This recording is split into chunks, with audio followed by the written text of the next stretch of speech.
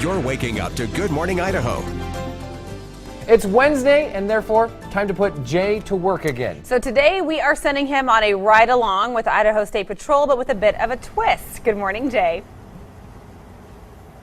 Good morning, you guys. How are you doing this morning? I'm with Corporal Jeff Jane, who is actually going to be our tour guide of a road that a lot of people go on every single morning for the commute.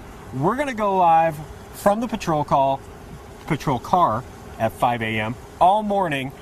Tell me a little bit about what you see on a particular day if you're just driving up and down I-84. Like, what's it like for you guys?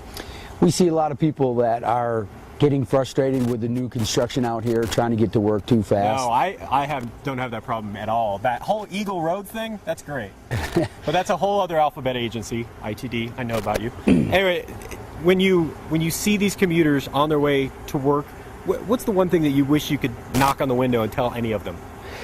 Build more time into your trip so they can slow down. That sounds very simple, but is there a certain thing that you're looking for? Is it a time of the morning that seems to be a little more aggressive than others? Always the commute. Whenever you have more traffic volume, then you're going to get frustrated drivers.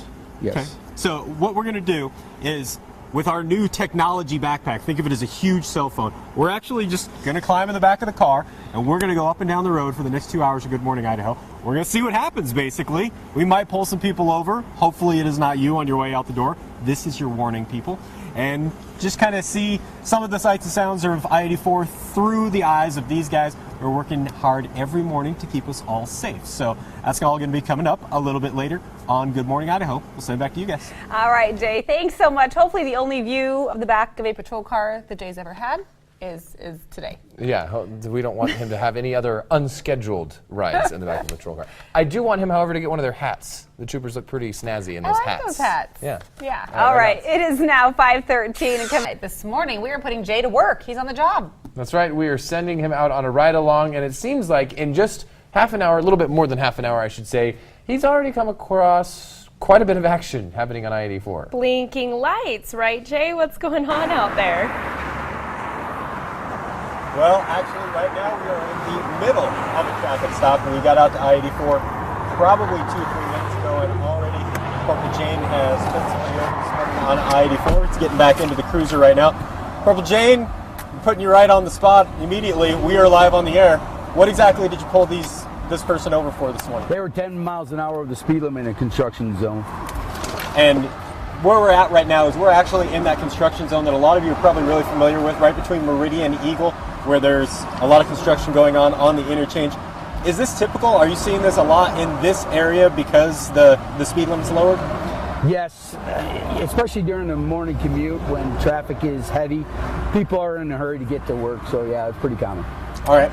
A little bit earlier, we already had another pullover. Somebody had a headlight out. That didn't even happen within 4 minutes of getting into the cruiser this morning. So when you talk about all those little small infractions that people get pulled over for, we talked about this before we left, that's actually a good thing because it's you guys being proactive to other things that you could possibly spot.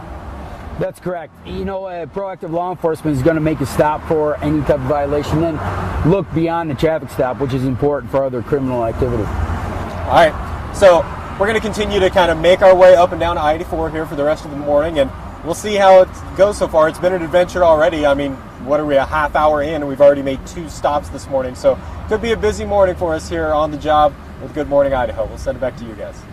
All right, thanks so much, Jay. What an interesting look, and that is a great reminder in that construction zone because I've driven through there several times, and a lot of folks don't hit that brake pedal. Yeah. Do it. And what's that game show with the taxi cab driver who drives his car around? Cash Cab. Yeah. It's kind of like that. It's like the J car, I guess. You don't want to get arrested and put in that one because that's right. We'll be watching live on the air, everybody. So just take it easy out there, everybody. But Jay Bates did post a selfie in the back of an ISP car, and that's something that maybe no one should ever do, but he did it. So check it out on our Twitter page. You can follow us, GMI. You're waking up to Good Morning Idaho. For the last few weeks, we've been sending Jay Bates out to various places in town because there are a lot of people who are working hard, just like we are, early in the morning, and he's been learning a lot about what they do. That's right, and today this one might affect you. You really will learn a thing or two and get a heads up. He is live with Idaho State Police along I-84 this morning. Hey there, Jay. Good morning, you guys. Yeah, it's only been a couple of minutes since I last talked to you, but we are on our third traffic stop of the morning already. Corporal Jane just getting back in the car once again. This one was pretty easy to see. Corporal Jane, what did you pull these people over for? When he entered the interstate from the last on-ramp there at Eagle Road, he cut across all 3 lanes without using his signal properly. Then he was following too close, about 2 car lengths at the most, and then it led into other things. So we kind of talked about that as being aggressive driving. That's one of the things that you're seeing a lot of on the commute. How important, what's the message that you try to get across to people about aggressive driving? I know that that's kind of a push that you guys have going on right now. Well, aggressive driving obviously leads to more crashes, more injuries, and possibly deaths. We're trying to make sure everybody gets safely to where they need to go. Now, one of the things I noticed, you were actually on the passenger side talking to this driver. It's raining right now out here on I-84, and I think that brings up an interesting point, and that is trooper safety. Talk about the move over law and about, you know, having to deal with moving traffic going along while you're trying to do your job on the side of the road. The most dangerous part of our job is getting struck by other motorists. So in situations like this where we have heavy traffic, it's always important to think about officer safety first. Move over law is very beneficial. Very little knowledge about it still within the driving community. They're required to move over and to reduce speed.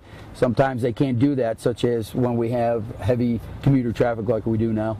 All right, we're going to talk a little bit more about some of the construction zones and some of the other things that the Idaho State Police are really wanting motorists to learn as they are making their morning commute as we continue on the job here throughout the morning on Good Morning Idaho. Back to you guys. All right, Jay and Corporal Jane, thank you so much. Great information. That is stuff that every driver needs to keep in mind.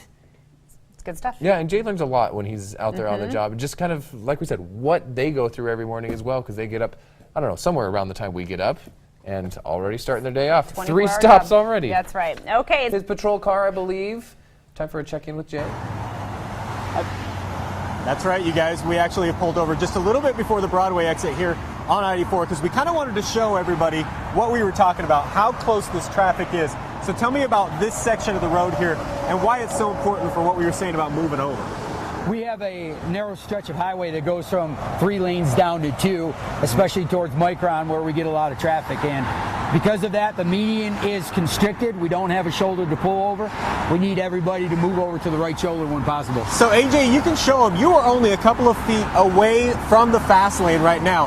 And as it follows I-84 down, and you can see down into the construction zone there, this is what these guys are dealing with every single morning. How are you guys kind of trying to combat this and keep people safe here?